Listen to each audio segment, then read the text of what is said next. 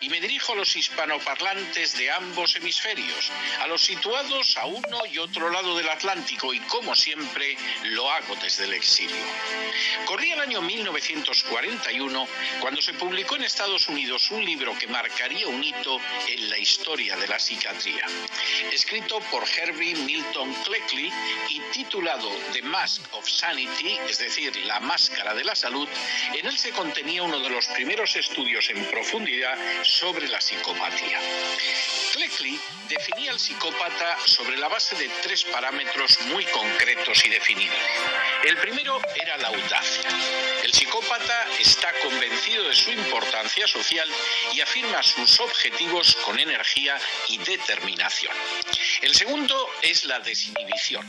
El psicópata no tiene problema alguno a la hora de manifestar sus planes e intenciones, aunque las mismas rezumen maldad, exigiendo además que se cumplan sus ansias.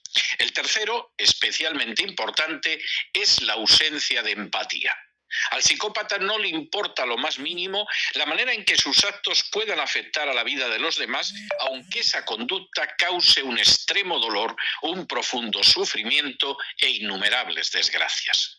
El psicópata piensa en sí y solo en sí en primer y en último lugar, y precisamente por ello constituye uno de los biotipos más peligrosos que puedan existir, porque no habrá nada, absolutamente nada, incluidos el dolor y el sufrimiento de los demás, que lo aparten del camino que se ha trazado para su propia gloria.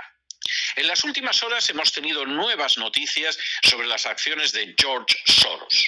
Sin ánimo de ser exhaustivos, los hechos son los siguientes. Primero, durante el Holocausto, George Soros, a pesar de ser judío, colaboró con los nazis en la deportación de otros judíos hacia las cámaras de gas de Auschwitz. Preguntado en una entrevista posterior sobre este episodio, Soros contestó que había sido una época divertida, que no se sentía en absoluto culpable y que si no lo hubiera hecho él, lo habría hecho cualquier otro. Segundo, durante los años 90, Soros provocó diversas crisis económicas que lo llevaron en el año 1992 a poner de rodillas a la libra esterlina y en 1997 a provocar el hundimiento de las monedas de las naciones de Extremo Oriente, una acción que sumió en la miseria y el desempleo a millones de personas y a la que solo pudo oponerse con éxito la República Popular China. Preguntado en una entrevista si pensaba sobre las consecuencias que sus actos tenían sobre otras personas, Soros respondió tranquilamente que jamás pensaba en las consecuencias que sus actos tendrían sobre los demás. Tercero, hace 2 años, George Soros utilizó distintos medios, incluido el Foro de Davos, para afirmar que la denominada epidemia del coronavirus era la oportunidad de su vida para poder cambiar la sociedad mundial de acuerdo con sus designios. Cuarto, de manera bien significativa, a la vez que ha afirmado su absoluta ausencia de empatía hacia el sufrimiento experimentado por las víctimas de sus acciones, Soros ha reconocido satisfecho en entrevistas que, aunque no es creyente, en ocasiones se siente como si fuera Dios. Quinto, la fortuna de George Soros está calculada en 8.300 millones de dólares y hasta la fecha ha donado más de 32.000 millones de dólares a la Open Society Foundation, una red de organizaciones empeñadas en hacer triunfar la agenda globalista, sometiendo a sus deseos a las naciones y organizaciones internacionales. Así, por ejemplo, la Open Society ha afirmado que cuenta con la tercera parte de los miembros del Parlamento Europeo para apoyar sus metas, calificándolos como reliable, es decir, fiables. Sexto, entre las metas financiadas por George Soros se encuentran la legalización de las drogas, la imposición de la ideología de género, la inmigración ilegal masiva, la lucha contra cualquier instancia que se oponga a la agenda globalista y la realización de golpes de Estado como el perpetrado en favor de los nacionalistas ucranianos en el año 2014. Séptimo, Judicial Watch ha señalado también que George Soros financia movimientos dedicados a desestabilizar los sistemas políticos. Fue el caso, por ejemplo, de las organizaciones juveniles que sembraron la subversión en Chile hace 2 años y que impulsaron la situación política actual de este país hispanoamericano. Octavo. Según la antigua agente del FBI, Leah Fowler, Soros habría tenido un enorme papel a la hora de legitimar a los narcoterroristas y de acabar con la institucionalidad colombiana. Así, la Open Society financió un panel titulado El futuro de la industrialización de la coca en Colombia, un camino hacia el desarrollo y la paz. Noveno. También, según Judicial Watch, Soros mantiene la financiación de medios como verdadabierta.com o La Silla Vacía o la ONG de Justicia, o a políticos como Rodrigo Uprimay, que ha justificado los acuerdos con las FARC colombianas. Décimo. En el año 2015, Vladimir Putin expulsó de Rusia varias organizaciones de Soros por considerarlas una amenaza real contra la seguridad del Estado. Previamente a la acción de Putin, el nombre de Soros había quedado vinculado a las revoluciones de colores acontecidas en el este de Europa, como las experimentadas en el año 2000 en Serbia, en el 2003 en Georgia, en el 2004 en Ucrania o en el 2005 en Kirguistán. Undécimo. Soros también apareció en los papeles de Panamá y, de manera bien reveladora, el consorcio de periodistas que difundió la información sobre este caso también recibe financiación de la Open Society de Soros. Duodécimo. Soros está igualmente detrás de la Fundación Ideas para la Paz de Colombia, siendo Sergio Jaramillo uno de los miembros de su junta de supervisión, el estratega de los diálogos entre el gobierno colombiano y los narcoterroristas de las FARC, que tuvieron como escenario La Habana. Décimo tercero. Soros ha apoyado desde hace años a los separatistas catalanes. Así, para captar su respaldo a favor de los golpistas catalanes, Artur Mas contrató a través del Consejo de la Diplomacia Diplocat y la Embajada Catalana en Nueva York al lobby internacional Independent Diplomat, fundado en 2004 por el diplomático británico Ken Ross, pero financiado por la Open Society de Soros.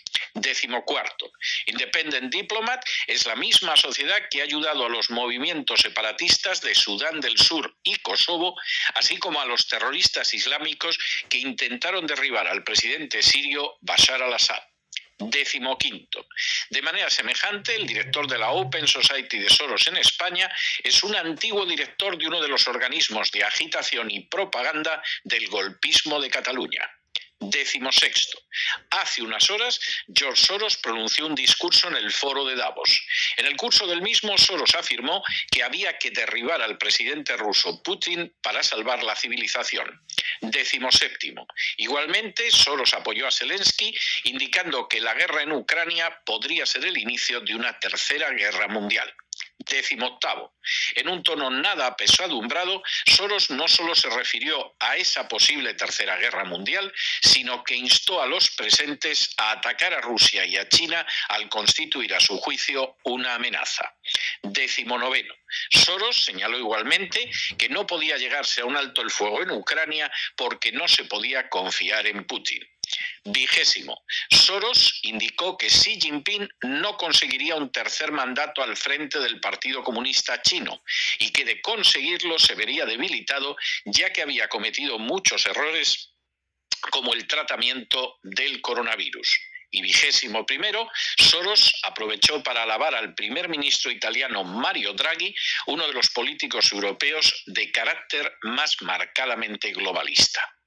La figura de George Soros, al que alaban, incensan y se someten los más diversos políticos, incluidos el español Sánchez, el colombiano Duque o el americano Biden, es una de las más siniestras que ha tenido que sufrir el mundo a lo largo de las últimas décadas. Provisto de una fortuna cuyo origen real nadie sabe a ciencia cierta, pero que apareció después de trabajar para los Rothschild en Gran Bretaña, Soros presenta una inquietante personalidad psicopática.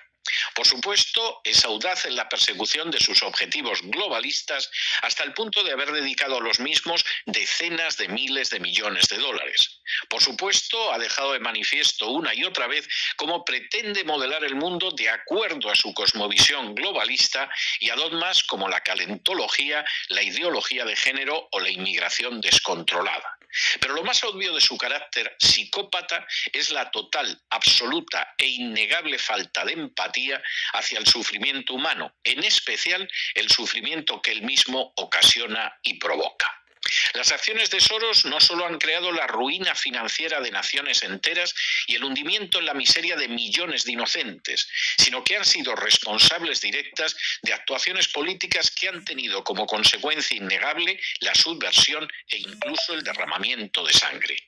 Creando situaciones de esa gravedad, Soros ha reconocido públicamente que no se para a pensar en lo que pueda suceder a los seres humanos como consecuencia de sus actos, sino que se siente a veces como si fuera Dios.